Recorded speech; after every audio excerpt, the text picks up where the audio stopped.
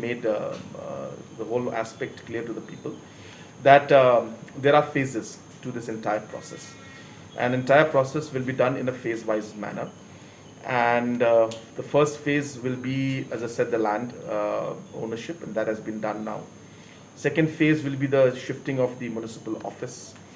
Third phase will be shifting of the government employees, whether municipal or others, completely into the designated locations, and these are very good locations that they've been given.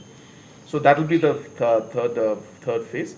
And then finally, we will go into the phase where we will find an amicable manner in which we will be able to ask the others or relocate the other people. But that is a process. As I said, we will see and move as it goes along. But the government, based on the decision of the high-powered committee, has decided to move in this manner.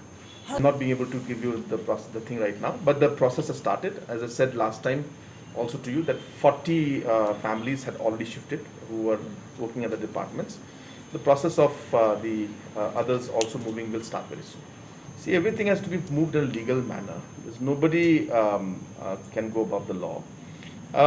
When we, I mean, of course, they are giving emotionally they are charged and they're giving statements. We are ready to talk to them. We're ready to discuss with them, and find an amicable way in which we can resolve this issue.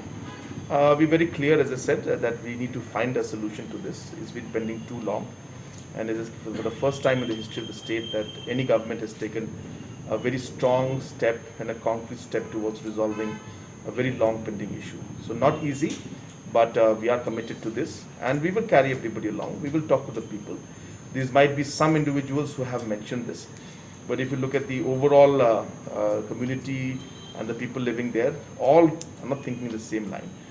So we will, as I said, that's why I mentioned again and again that we will resolve this in phase-wise manner, taking one section at a time, and that is the way to resolve such complicated problems.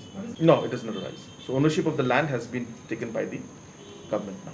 It's a tripartite agreement.